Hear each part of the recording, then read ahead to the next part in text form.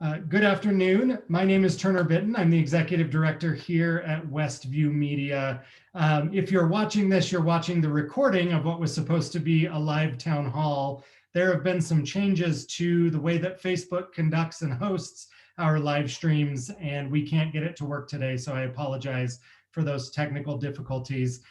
Today, we are welcoming Ben Kolander to our City Talk series. Ben, why don't you get started by just introducing yourself?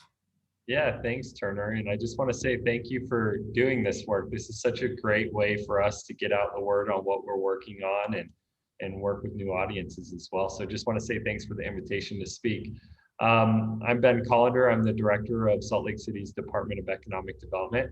I've been with the city for just over 3 years, formerly as the deputy director of economic development. Before then, I came to the city actually from Washington, D.C., where I was in the Obama administration, doing work on a boring, when I describe my role in foreign direct investment, it makes a lot of people fall asleep, but really working with international companies looking to place their location in the United States. Also did some economic development work in Afghanistan, but from Utah, went to Box Elder High, lived in Brigham City growing up, and then went to Utah State University as well. So from Utah, left for a while and came back, and happy to be back serving our community here in Salt Lake City. Well, thank you. And I appreciate you going into your background a little bit. My first question, we had Danny Waltz on a while ago from the redevelopment agency. And my first question is, can you explain how your role and Danny's roles are different? Yeah, that's a really great question. So the redevelopment agency, and I'd encourage those who haven't seen it to go back and watch that. That was a great piece that you guys did. Really focuses on working with taxing entities for reinvestment in our community for some areas that have traditionally been blighted or could use some economic development from the redevelopment perspective. Our role in economic development in the Department of Economic Development, and I have to say the economy touches even more than just our department and our work. So a lot of people in the city do economic development work, even though we have specific focuses here within our department. But in the Department of Economic Development, we have two major focuses. One is on our business recruitment retention efforts in the city, and then one is on the arts. So overall, the philosophy in economic development really is how to help grow a healthy tax base within the city. We also look at how to do that in an equitable way through keeping an eye on the opportunity index score and what that score looks like for the wider city. But within the arts, we look at our art and the infrastructure within the city, as well as the audience engagement. So our Arts Council and the great work that they do. They also, some people know this, some people don't. They host the Twilight Concert Series as well as the Living Traditions event. And those are two popular events in the community that they've been doing for a long time that support our local artists and really engage our residents in a new form of art sometimes. So it's great. Well, that's incredibly helpful. You mentioned an opportunity index. Can you share what that is for folks that maybe don't know? Yeah, so Salt Lake City's master plan has a set of goals in the 2015 Plan Salt Lake Guide, and a lot of those are focused on different elements such as housing, the economy, or equity. And equity is one of the goals in the master plan, and one of the main metrics or ways that we look at equity as a city is through the scope of the opportunity index score, which takes into account a variety of factors, including the economy, the community, health standards as well. And it's a really great way to break down some data that's a little bit wider for us and makes us think a little bit broader than just merely the tax base when we do economic development. Well, thank you. You mentioned that your department has works with a lot of different departments, and that different organizations within the city are all involved in economic development. Can you kind of explain how your department works with those different agencies or organizations within the city? Yeah, there are a variety of ways that on a day-to-day basis, which I have to say change every day. It may be a different way that we're interacting with these, with all of our various departments, depending on the day. But a lot of our activities, imagine if you're a small business and you're thinking about making an improvement or even opening shop, and you don't know where to start in the city because sometimes navigating the city might not be an intuitive thing. And that's not for Salt Lake City, that's cities generally speaking. So, what we try and do is really break down those barriers, help businesses understand where the resources are as well in the city. And so, for example, we have an economic development loan fund that even for a startup business, you can borrow $100,000 after going through some steps with that process. Of course, there's a committee that approves and makes sure that it's a decent business idea, but it's a pretty streamlined way to access capital if you're a startup business. And so, there are some tools in the city to help entrepreneurs, but to also help small businesses who are thinking about, hey, I want to do business here. How do I go about it? What do I do? And a lot of our work entails working with those companies, and some of it as well. If you're an artist looking to do your artwork, our Arts Council puts out a lot of grants and does a lot of planning for activities like we touched on for the Living Traditions Festival, and that piece as well involves interactions with all other parts of the city as we close off a road for Living Traditions and do those sorts of things. But oftentimes it's really just helping to navigate the city processes and resources from the outside world and helping invite that in and coordinate. So. Well, thank you. That's really helpful. To go a little bit bigger picture, I guess, if you had one key takeaway that you wanted viewers to have about the Economic Development Department, what would it be? Well, I just like to advocate that we're always a great first touch point for the city. If you're not quite sure where to go and you're a business or you're an artist and you're wondering where resources are, you have to work with the process. It's sometimes tough to know where to start, and we just always encourage you to reach out to our team, and we've got all of our information online, and we can share that as well. But encourage you to reach out, touch base with us, and we're happy to help navigate that process. Thank you. You mentioned equity being kind of a guiding principle for you. Working downstream from that, what are some key projects or priorities that you're working on as an organization right now? Yeah, just one exciting project, actually a couple. They're all kind of intertwined and related in a lot of ways in our work, but I'll raise two projects that are on the mayor's 2021 work plan that are relevant for this topic. And one's pretty obvious by its name, and one's maybe not. The obvious one is a social impact bond. So this is an innovative concept that we're in the early stages of exploring the viability of looking at how do we do a bonding measure by the city to look at equity in a larger scope, and what sort of investment should the city consider as part of that effort. Two examples and things that of course we have to go through a process to determine what this looks like and what the budget is and how that looks, and or if we even do it. But two early stage items that are being explored, for example, are childcare and workforce stackable credentials that can lead into our strategic industry for healthcare innovation. And I would say the second project is what many have heard in the mayor's initiatives for Tech Lake City. So under that broad umbrella, we sort of took this look at what industry really has the most potential in Salt Lake City, but maybe has just one or two small things that we could do to really realize that potential in our community. And after some exploration, we of course put out a position to explore this and get some feedback through the interview process. And we actually hired our first tech advisor for the city, and Clark Cahoon, who has just been doing some amazing work in this field. But we've gone through this process and identified healthcare innovation as really a key priority for the city in our economic efforts for its potential here locally, and some of the companies with high growth potential and just high growth that's been realized, but also its positive impact through the products that they create as well. But where it gets interesting, and I think where we're going to be ahead of the curve in a lot of the work that we do in economic development, is not just looking at it from the company's perspective in terms of what products go out from those companies or how to support the companies, but in turn, how do those companies go back and support our community in a way? How do we create that engagement side with some of the companies that we're working with through that initiative?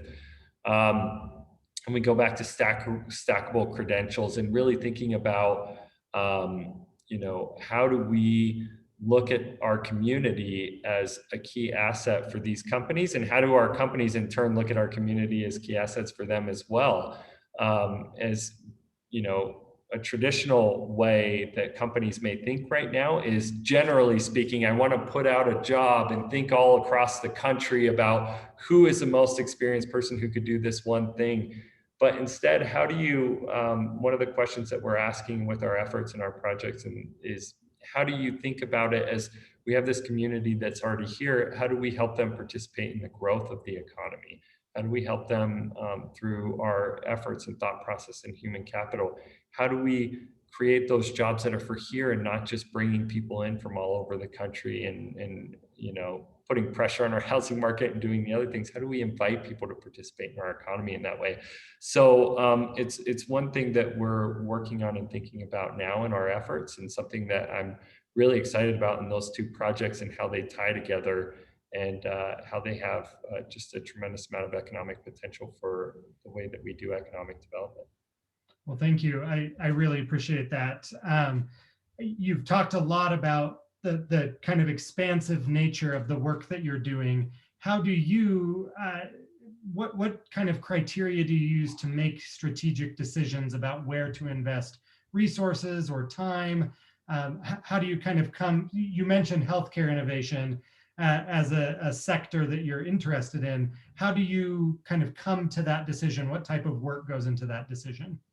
Well, some of it, I mean, really, when you look at the University of Utah as an economic engine for a lot of the research and development that takes place in the city, and you look at some companies that exist solely because of some of the research that's been done at the University of Utah and how those have rolled out and grown, that if you just look at it even at a qualitative level, that's a key indicator that says, like, look, this is that intellectual capital that's being built out and transferred into commercialization here in our economy. That's taking place at a really high level, one of the highest in the nation at the University of Utah. Just having those general comparisons against other markets and knowing that we have some real potential there alone is key. But then you start to say, well, what are the barriers that are really holding back some of the growth? We're in the process of talking about some of our zoning and how that may support the industry right now in expanding and growing even more in the city. But then, comparing that with what are the challenges that exist in our community, and how are we thinking about, part of the data or thought process that goes behind this too is a lot of economic incentives say 6-figure jobs. What are you doing to bring those into your community? Bring them in. That type of philosophy is really going to help the people who can already help themselves. And so we're taking a little bit of a different spin on this and how we do economic development to say, look, how do we think about it in terms of human capital growth, matching it with that economic potential? But at a high level, it's really just knowing that the university is an economic engine and that this is what their core competency is in terms of commercialization is, and realizing that and pairing it with our challenges to see if we can solve that. Well, thank you. I really appreciate that. There are a couple of projects here on the west side that I wanted to ask if economic development is involved in. The public market at the Utah State Fair Park is something that folks have expressed a lot of interest and enthusiasm about, and wondering if your department is involved in that. To some extent. So we definitely meet regularly with Larry over there at the Fair Park, and he's doing a lot of really great work. And we're working with him on how to identify opportunities that could, match and enhance that effort. And so, one of the things that we do, for example, part of what we do in economic development isn't just some of the projects we've talked about, but convening. And one of the convening things that we've done lately is bring together Visit Salt Lake and the Fair Park, for example, to say how do we increase the foot traffic that can gain momentum for an international market as well, and increase the amount of vendors you may have and diversity, right? So that there's more offerings for the community there locally as well.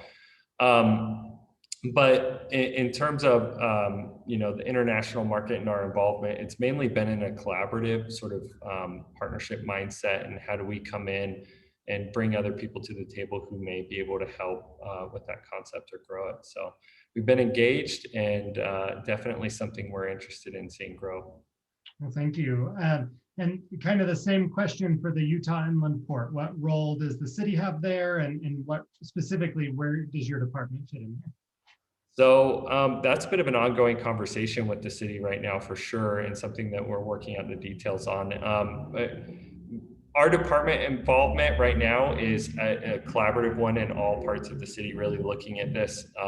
The thing I'll say, and maybe this is more personal perspective on this, and having gone through some of this process in the last administration and this one as well, I think the community wants to see sustainability in part, and some of them want to see economic growth in part. And what, at least from my perspective and what I see in that area, is that the more sustainability you have in the projects and the thought process, the more growth you can have. And so if you can match what seem to be two unparalleled pieces, that's really going to be what unlocks a lot of the potential out there in the inland port area.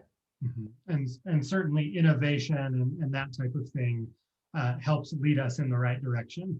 I appreciate your perspective on that. I'm going to go very big picture really quickly. And you mentioned that you've worked in international development and in a variety of different roles. What is your general approach or philosophy to leading the economic development department?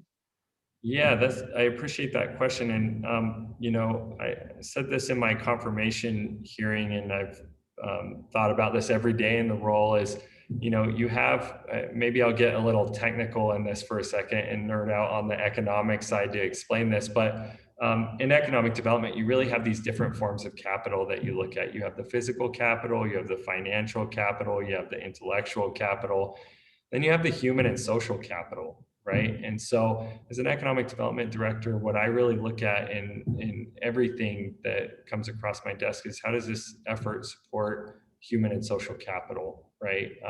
We've talked about this at a high level through the social impact bond project that we're working on, as well as Tech Lake City and some of the efforts taking place there.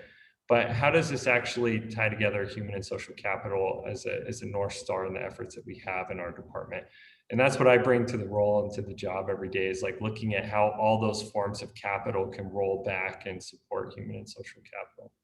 Well, thank you. And you've mentioned a couple of times the social impact bond, and I think I should just ask, what is that, and how would that practically work? Yeah, so what that is at a high level is there are these pay for success programs, which instead of just the typical models where you could just put out for a contract, create the scope, have work done, and then not go back on the back end and monitor what that success was or the ongoing impact. There are these new innovative models that have been developing recently, and we're so lucky to have the Sorensen Impact Center right here in our backyard, which is a global leader in the pay for success programs. And we've been engaged with them for some time, sort of looking at what options could be for the city. A social impact bond is really a financing mechanism that is a pay for success model. How do I, as a city, potentially backstop an initiative, but not necessarily have to fund it? Maybe there's some private investment that can come in and have some appetite to fund this initiative, that the returns from that initiative can go back and pay for it, rather than just saying this would be a good idea, and not have it benchmarked against a metric and then just fund it and move on, right? How do I tie that all together? And these pay for success models have been an innovative way for government to look at how to have the best impact for the community. And this is something that a social impact fund would do as well. Well, that's exciting, and I believe Salt Lake County has done some of this work. So I just wanted to bring that up and follow up on that. My next question is, you've mentioned art and culture a few times as being part of your work, and I don't know that many folks would associate art and culture with economic development. So just wanted to give you a chance to explain how you see art and culture fitting within the role of economic development. Oh, that's a great question. I love that you ask it, because sometimes that's left out of the conversation, and it's such a huge piece of the work that we do and how we think about economic development. First, I'll say, arts and culture serve as, in my strong opinion, the fabric that sort of ties us all together, right? It's such a great way to have a celebration of a community that is a non-polarizing way to do it, right? Everything seems so polarizing nowadays, but art is really a great way to have that expression. And what I'll say too is the art for art in itself is one thing, but there's also even above and beyond that economic implications that tie into what we do. When you think of an artist, you think of a small business, and then that sort of changes that philosophy a little bit of, oh yeah, like you can think of an art gallery like a business, like these things, and how we look at that as small business or businesses in our community is one way that can help change that paradigm a little bit. And another way is, if we look at, and this is a huge opportunity, not just in our economy locally, but several economies. If we look at artists as a workforce, and we think about workforce development for our artists and sort of nurturing that creativity, I believe that unlocks quite a bit of economic potential in our community and just in society as a whole. You see all these statistics and bits of information, like if you know how to play a musical instrument, what does that do for your IQ, or different sets of skills that also apply into the economy, especially when you talk about innovation and creativity and those sorts of things. They all knit together in a really great way. So thank you. I'm wondering if workforce development is part of your role and something that you're focused on, making sure that folks are ready for the types of careers that we're also working to bring either to Salt Lake City or to grow within Salt Lake City. yeah, it's like, a lot of some of the things that we've been working on recently and know how to touch these key points in just the right way. But we have so I believe it was in 2018, we received a workforce development manager within our department. So that's one person for the whole city, essentially. And at the time, they were somebody who worked out of our business development department. So the main role of that person was to consult businesses on their workforce initiatives and let them know what programs exist. And that function still takes place within our business development team. But we've recently moved that position, who's Jake Maxwell is my colleague who does a lot of this really awesome work. Moved him up to the department, and is actually overseeing the social impact bond initiative from a workforce development perspective. And that sort of, when we move them up to the department, it focuses them on more than just businesses, but how does this impact our community as a whole, and is something that has been in our philosophy and our efforts in taking that, making that move. So we look at workforce development less in the sort of one-on-one with the resident way. That may be a function that's fulfilled maybe more by a DWS in our community. But more so in a project-driven analytic way on how do we create programs that work for our workforce, or what are the gaps that we should be thinking about in our economic efforts. Well, thank you. And I think it would be helpful if we clarified for folks who are watching this. Can you explain all of the different sub-departments within the Department of Economic Development, just so folks have an understanding of what all fits within your department? Yeah, that's a great question. So the Department of Economic Development has two divisions underneath. One is our business development team, and one is our arts council. And our business development team not only focuses on the local efforts or local business and what their needs are, and helping to navigate the city, that a little bit that we touched on before, but also some of the recruitment and retention efforts of some of the larger companies that come in as well, and working with the state on some of those big deals as well, and helping them to navigate that process. So, and we've touched on some of the functions of the arts as well, but those are the two primary divisions. But we also within our department have a few department level staff, which is the tech advisor, which I've mentioned, Clark Cahoon, and a lot of the efforts that we're doing under Tech Lake City, as well as Jake Maxwell with the who does a lot of the workforce development work for us. Well, thank you. And as a capital city, I'm sure that you have a unique role within the state. How does Salt Lake City's economic development team work with, say, the governor's office and the county economic team? You've mentioned collaboration a lot, and I'm assuming that it's a very collaborative effort, but want to give you a chance to build on that. Yeah, the size and shape of that really is project dependent. But quite often we're in meetings with, EDC Utah, GoEd, the county, depending on the deal, really. So there are some incentives that take place at the state level that we coordinate and help participate in that process with the state in terms of making introductions and providing letters of support.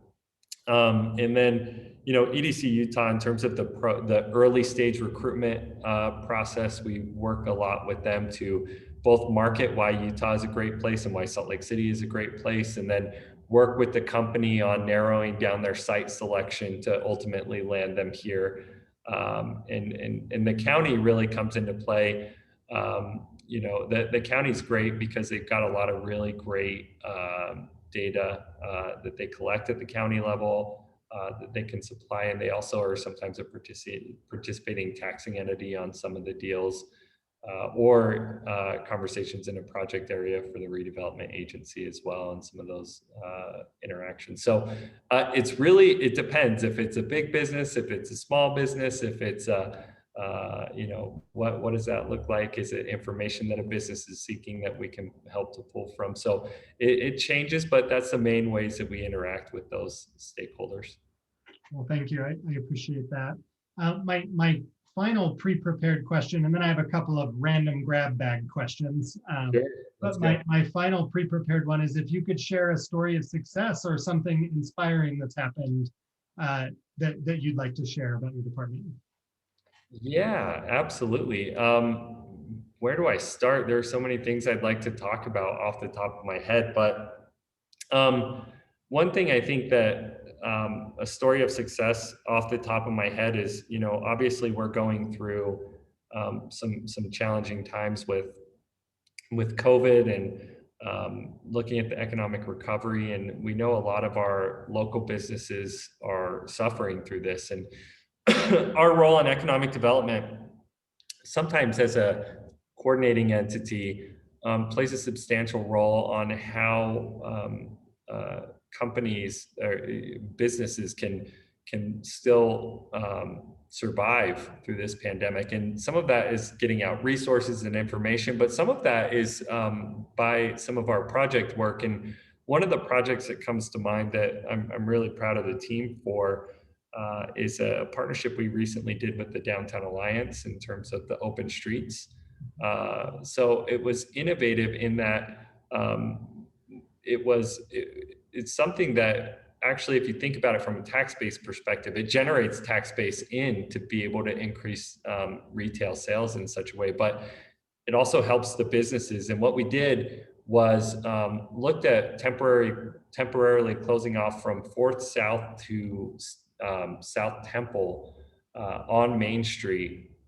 And nobody likes to drive in that area anyway. So I think people were really happy that they said, look, we don't drive there, and we'd love to be able to expand out and be responsible to the virus and not be in close interaction. And, so it allowed everybody to have some space to sprawl out a little bit, right? So there was some vibrancy downtown during a really difficult time, businesses did a lot better. We saw revenues increase about 30% for that initiative for the average business along the area that was shut down, and which brought a lot of the businesses back to pre-pandemic level for the time period that that was taking place. So that's huge for a lot of these businesses that are struggling to get by. Um, that's one project that when I look back, I'm really proud of the team for being innovative, thinking about how do we piece this together and what do we do. And that took a lot of interaction with other parts of the city, and that's a piece that most people don't realize. The fire department was really supportive. So was our community and neighborhoods department in terms of the processes and how we can think in an innovative way to get that project done. So want to express our thanks to them for that as well, in thinking through how we can have a collaborative partnership on that. Um, and it really is something that it was such a success that, we're looking at how do we take this to other parts of the city as well. And so, we're looking into options for that, and hopefully we'll have some announcements at some point in the near future, and how we can help coordinate or collaborate with some community organizations on how to do something similar. Of course, the downtown is huge, and people may think, oh yeah, that's like so big, it wouldn't make sense for my area. But a lot of them, you see this around the country, that a lot of the neighborhood efforts in this really are interesting in their own right. No open street concept is going to be exactly the same.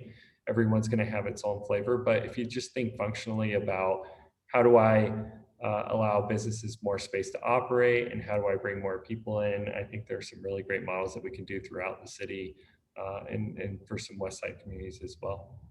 Thank you very much. I'm a huge fan of open streets, and spent a lot of time downtown when it was there. So um, as I mentioned, before that last question, now we're kind of entering a grab bag. So it's going to be a couple of random questions, but Sure. wondering if, as we asked this question about stimulus funding. The recent stimulus is sending quite a bit of funding to state and local governments, and wondering if there's funding in there for economic development or anything that fits within your department.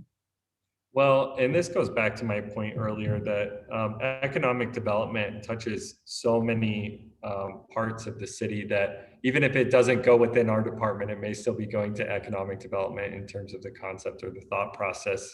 If I'll say, I think it's a high priority of the city to think about how do we have an inclusive economic recovery. But I don't want to speculate on exactly how those funds will be broken out or what they look like. We have a process that we sort of engage our council with on that.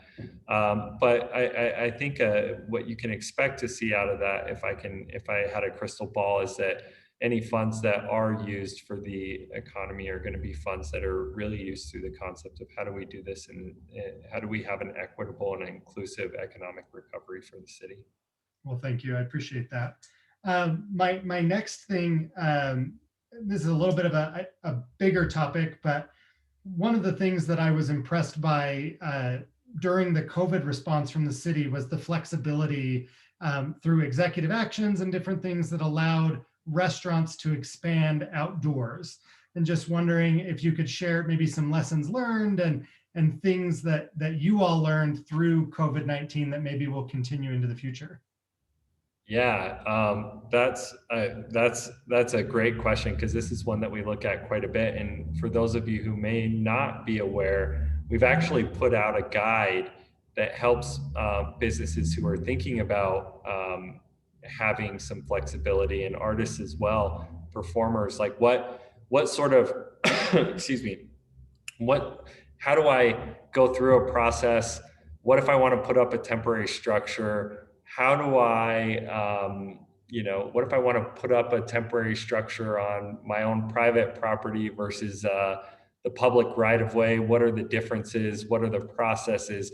It can get pretty complex if you don't know where to go or how to start. We actually, our team put out a guide um, to expanding your premise and what that looks like. And we're also happy to always speak with a business on walking them through that guide as well, because it can get a little complex, but it sort of has these different scenarios, what to consider, how that's shaped. And that provides a great resource. But to your question about, you know, um, the executive orders and looking forward, some of the flexibilities which are really important for local businesses to be aware of is that there are so many flexibilities through the executive orders that exist in helping your business.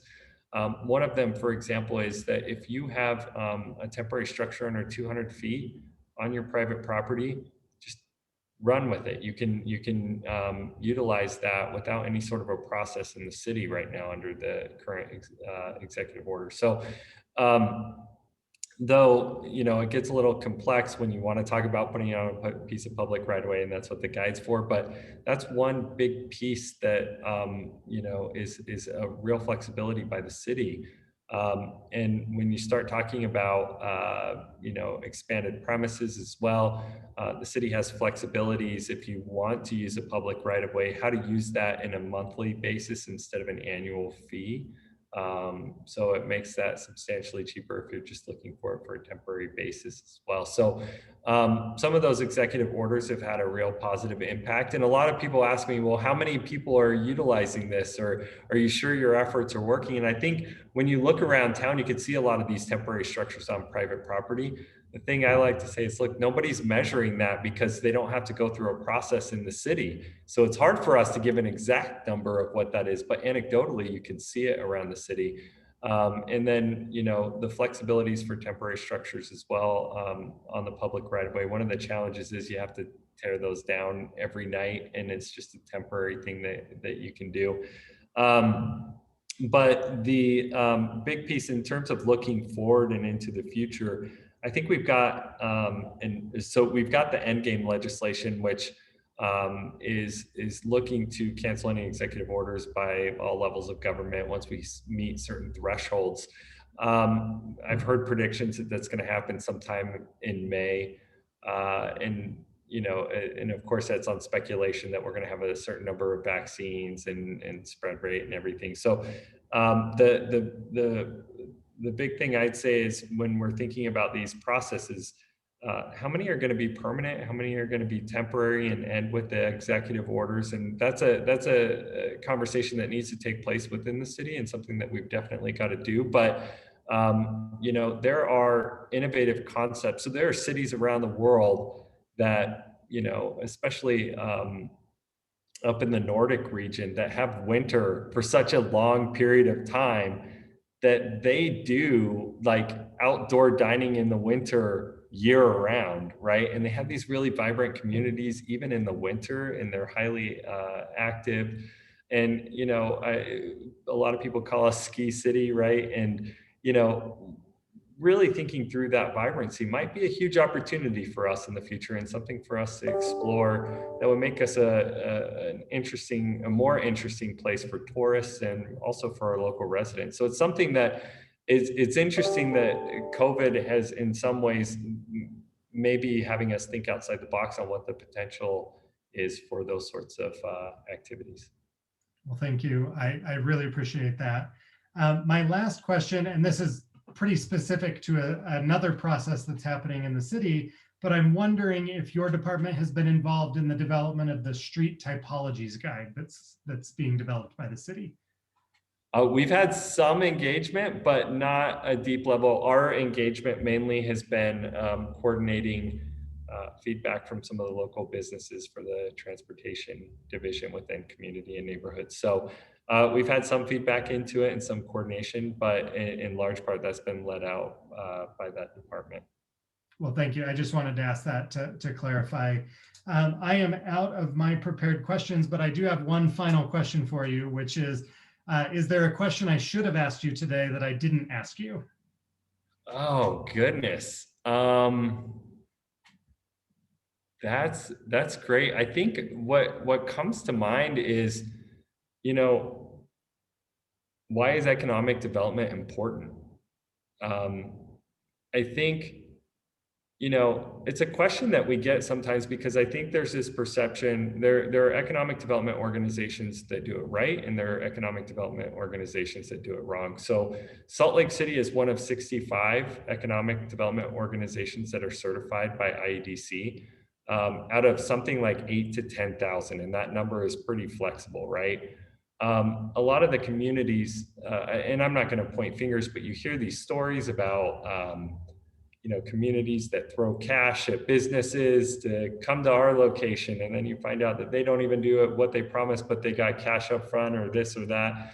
The thing I'd say about how we do economic development and our philosophy behind Salt Lake City, especially in prioritizing human and social capital, is really more about how do we bridge that gap between businesses in our community and think of growth in a more holistic way than just how do we support a business to come in, but how do we think, with our community in mind as well, and sort of bridge those gaps and have those conversations. And so that's just one piece, but the other piece really is, if I'm answering my own question as I threw it at myself, right, is, with the Arts Council and the vibrancy that they create and the engagement and the important piece that they play in our economy, you know, how do we think of them in our economy as well? And I think that makes our economy worth growing even more when you think about how to grow the arts more within the economic scope, right? And so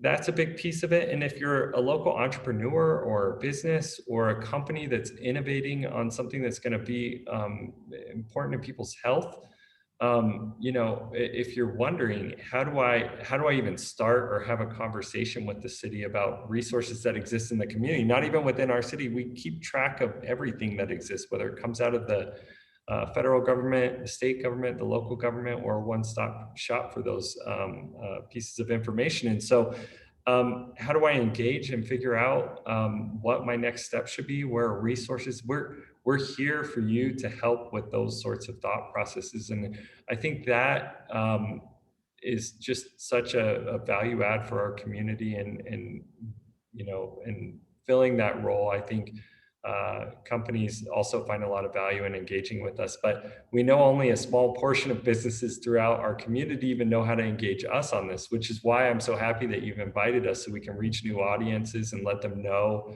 that we're here to help, and that they can engage us for that type of work.